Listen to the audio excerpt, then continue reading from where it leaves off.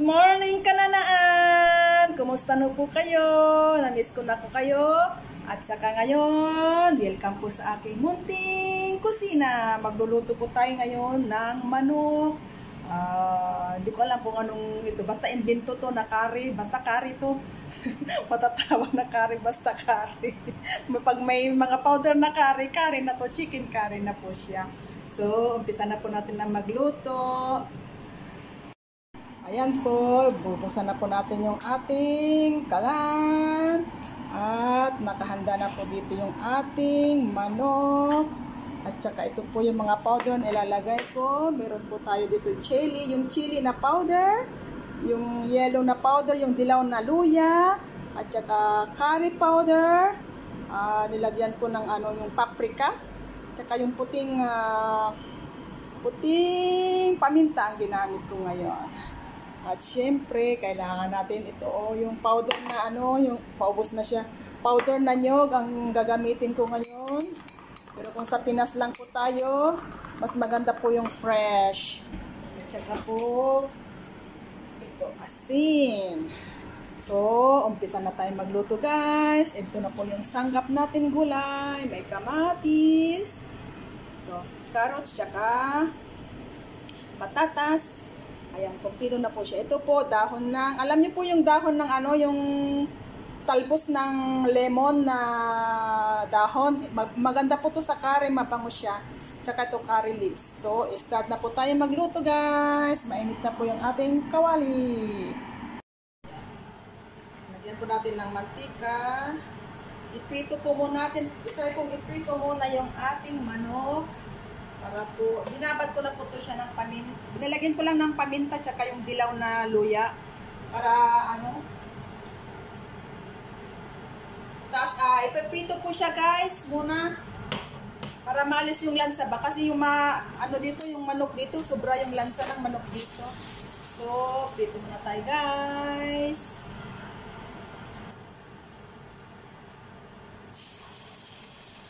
Hindi po natin siya pipituhin yung parang half cook lang ba siya.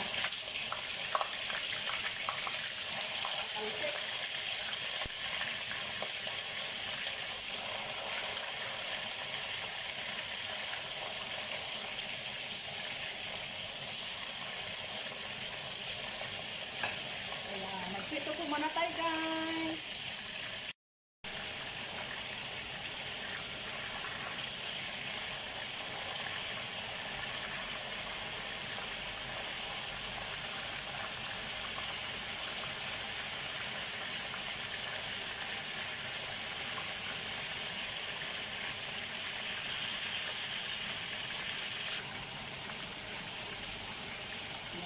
Pagkatapos po natin pituhin guys, ihakahan muna natin siya. Ayan guys, napito po natin yung ating manok. Tsaka binawasan ko po ng mantika to para hindi po mamantika yung lulutuin natin. Tapos ilagay po natin itong butter. Lagyan po ng butter. Ngayon ko lang po ito lulutuin ng ganito. Parang mag-invento ba? Lagyan natin ng butter kasi masarap ang butter. Tapos ilagay na natin yung mga dahon guys. Para yung lumabas yung amoy ng yung bango ng mga dahon. Pang-alis sa to guys, sa lansa ng manok. Yan.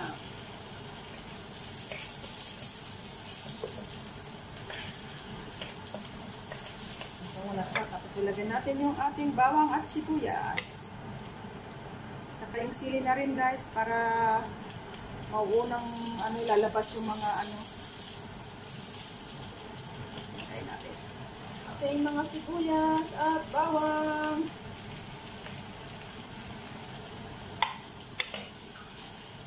Full fire po natin siya para madali. Ayan guys, medyo nag-brown na po yung ating sibuyas. Ilagay po natin ang ating kamatis. Para po lumambot saglit ng kamatis, bago natin ilagay yung halo-halo. Halo-halo lang. Sunod na natin yung Ating manok na na-crispy, guys.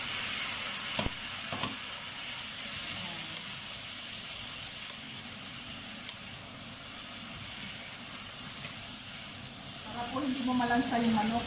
Ganun po yung gawin natin. Kasi pag yung, di ba yung mga ibang nag-aadobo, sinestrito muna yung manok para maalit ba yung lansa. So, ilagay na natin yung ano guys, mga powder natin, paghalo-haloin na.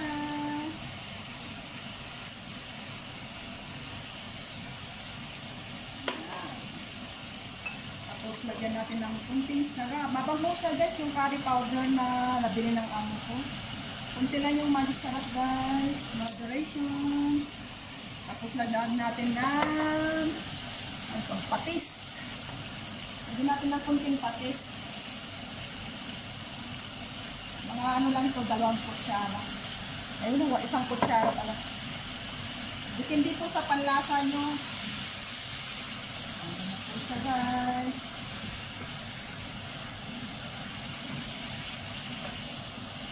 Nangangamoy patis na. Saka yung naglalaban yung mga amoy ng mga powder.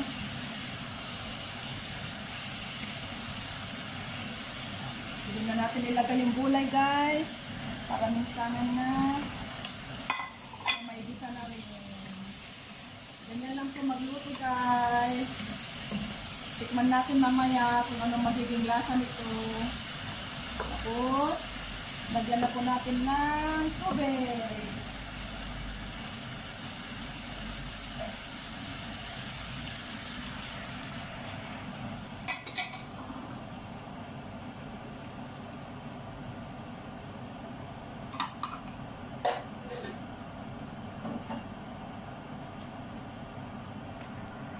Lapit po. Ayan guys. Ganito po yung itsura niya. Pakuloyin po natin. Lutuin natin yung kumalasik. Ayan. Mamaya po natin nilagay yung niyog. Pakuloyin po muna natin bago natin nilagay yung niyog niya. So standby lang muna tayo guys. Tapan natin. At silip-silipin. Yan, habang hinihintay po natin ito na maluto, tayo ay maghugas-hugas muna. Hugas muna tayo guys. So check natin guys, kumukulo na yung ating.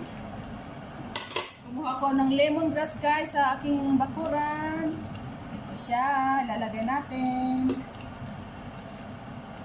Mabango na siya guys. Kumukulo na siya.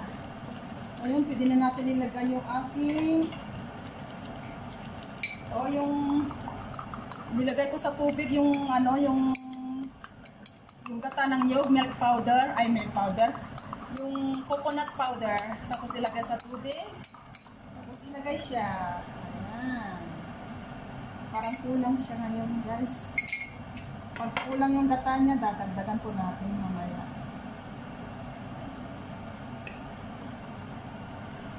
Tignan guys. Ganda na yung kulay niya. Ayan, pakuluan lang natin po siya guys. Hanggang maluto siya. Ayan. Maganda na yung kulay niya. Oh. Naglala yung dilaw tsaka puti ng gata. So ayan guys. Lagyan na rin natin ng asin. Kunti lang po. Para mamaya timplahin natin. Ganyan lang po. So pakuluan po natin siya guys. Hanggang sa siya ay maluto. So, standby lang tayo guys. Check natin ulit guys.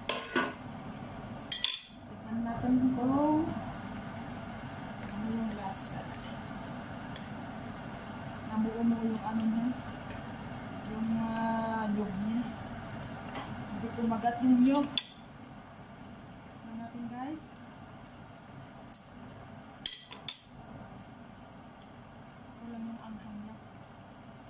Kulang yung nyug guys.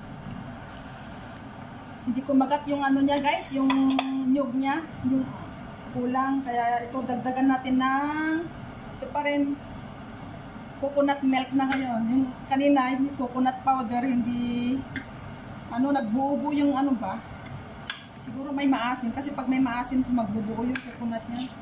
So, itong lalagyan natin, guys, coconut milk.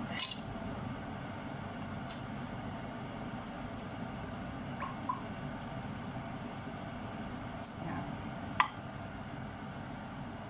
Kasi kulang yung hindi ko malasaan. Walang nyug. Kasi ang curry, pag kulang ang nyug, hindi masarap, guys. Yun ang curry, yung nyug niya. So, pakuluan lang natin siya, guys.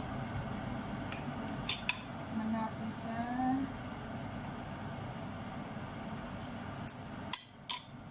Okay na siya. Sumarap siya, guys. So, hintayin natin na maluto yung manok.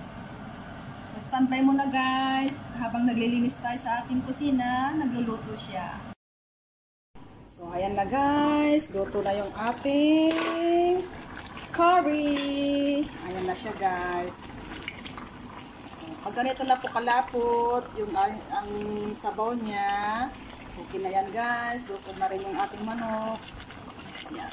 Ganito na lang kasi yung patatas mamaya, sisip-sipin niya yung sabaw, magiging malapot pa to, guys, pag pag yung nalamigan na. So, luto na, guys, yung ating curry. Ayan po. Tikman po natin ulit.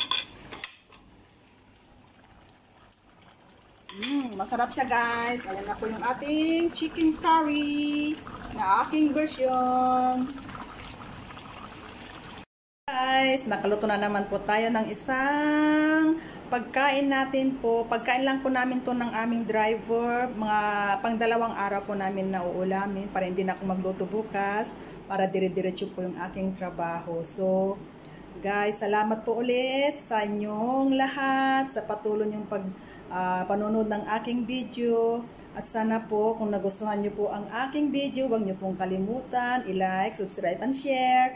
At ring the notification bell na rin po. Salamat po, Kananaan. God bless you more. I love you, guys. At mag-ingat po tayong lahat. God bless you all.